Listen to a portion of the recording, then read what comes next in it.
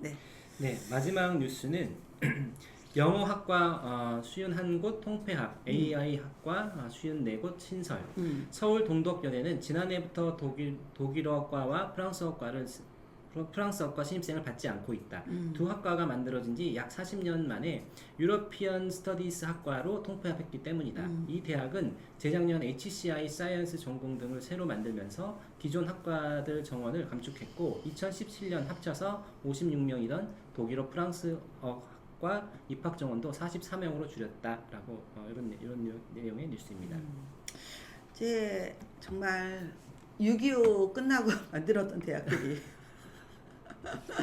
50년이 넘는 커리큘럼 가지고 교수님들이 정말 잘 쓰셨는데 너무 세상이 그러네. 많이 변했는데. 네, 그냥 1년, 2년 바뀌는 속도가 아니라 막 거의 50년, 100년 바뀌는 속도로 바뀌어 버렸고, 그쵸. 네, 또 코로나 이후에는 정말 깜짝 놀랄 정도로 더 그렇죠. 거의 그 스피디한 열차를 타고 미래 여행에 온 듯한 그런 삶을 우리가 살고 있죠. 근데 이걸 누가 깼느냐? 서울대가 깼습니다. 왜? 교수들의 반발이 장난 아니잖아요. 그분들은 뭐 거의 철밥통이고 생계이기 때문에 서울대가 이제 점차적으로 이제 그 2040년까지 대학을 완전히 바꾸는데 거기에서 어떤 게 있었냐면 그 공대의 과들을 합쳐서 계열로 뽑는 거예요.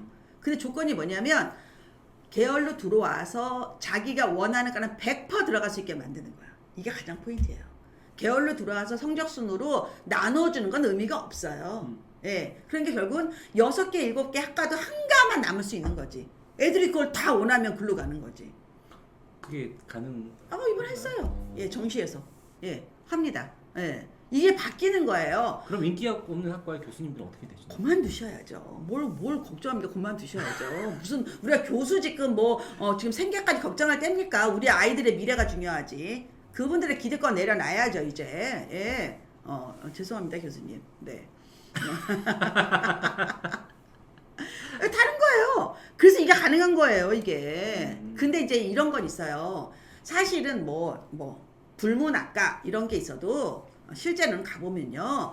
불어 문법을 배우는 게 아니에요. 불어 문학을 배우는 게 문학이죠. 불어 문학을 배우는 게 아니라요. 프랑스와 한국의 비즈니스, 프랑스의 뛰어난 기술 이런 거를 배워요. 커리가 바뀌었어요, 많이. 그래도 안 간다.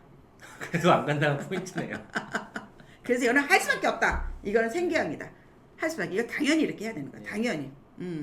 박누리님이 제 친구 영문과 교수하다가 통폐합돼서 지금 경영대에서 강의한다고. 얼마나 전문성이 떨어지겠어. 나오셔야 돼. 이제 나오셔야 돼. 이렇게 바뀌는 게 맞습니다. 바뀌는 게 맞아요. 이건 세대에 따라 다르다. 그래서 이제는 뭐를 하느냐? 이제는 학사에서 석사까지 확장이 되잖아요. 네. 그래서 이제 이 BK21 이게 되게 중요한 거거든요. 이 뉴스 한번 볼게요. 네. 4단계 BK21 사업 지역대학원 예비대학원생 지원 강화. 네. 정부가 두뇌 한국 BK21 사업을 통해 지역대학원 지원을 확대하고 예비대학원생에 대해서도 연구 장학금을 지원하기로 했다. 24일 교육부와 한국연구재단은 4단계 두뇌 한국 21 사업 수정 기본 계획을 발표했다. 4단계 BK21 사업은 4차 산업혁명과 인구구조 변화 등 사회 변화에 선도적으로 대응할 석박사급 인재를 키워내고 정부가 2020년부터 2027년까지 7년간 추진하는 연구중심 대학 육성 사업이다라고 되어 있습니다. 이거는 되게 좋은 뉴스죠. 네. 제가 이제 골라온 건데 이런 거예요.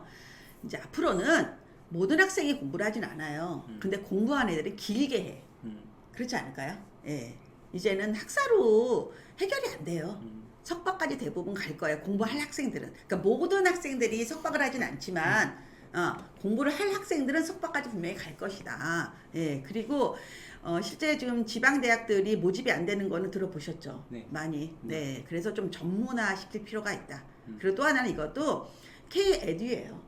예, 이건 비즈니스 차원에서 이런 게 필요합니다. 아니 한국에 가서 어떻게 BTS만 봅니까? 그쵸. 한국에 와서 그래도 우리나라가 정말 선진국이고 부자 나라인데 부자 나라가 될 수 있었던 요인들이 있겠죠. 그거를 또 배우러 오는 사람이 많아질 것이다. 많아지겠죠. 많아질 것이다. 그래서 약간 비즈니스 마인드를 하니까 되게 좋을 것 같아요. 예, 이거는 되게 그 흐름에도 맞는 게 우리가 미래교육에서 이러저러 아까 얘기를 했지만 사실 그 안에서 핵심은 평생 학습자잖아요. 그럼요. 네. 왜냐면 우리가 100세 시대이고 저도 40대 중반에 이제 회사를 그만두고 제2의 인생을 살고 있는데 앞으로 계속 새로운 것들에 대해서 배워야 되고 네. 그래서 이제 미국에서는 사실은 유데미라는 사이트 같은 데들이 이제 굉장히 그 사람들이 그 사업이 커지고 있는데 여기서 가장 중요한 거는 리스킬링, 업스킬링이라고 해서 전문직을 하고 나서도 계속 새로운 걸 배워야 되잖아요. 네. 개발자들도 그렇고 디자인도 그렇고 그래서 이 리스킬링, 업스킬링이 앞으로 굉장히 키워드가 될 겁니다. 그러니까 이게 사실은 이렇게 석박사 하는 거하고도 이제 사실은 이제 맥락이 같은 거죠. 네.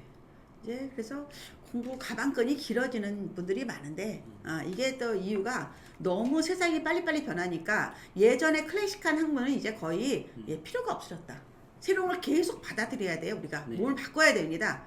그래서 여러분들이 이런 거를 많이 해보는 거다. 근데 우리는 또 딜레마가 있어요. 새로운 걸 받아들이는 것도 물론 중요하지만 기존에 있는 것도 제대로 못해. 이도 저도 아니야. 그래서 실제로 대한민국 입시를 무시할 수 없죠.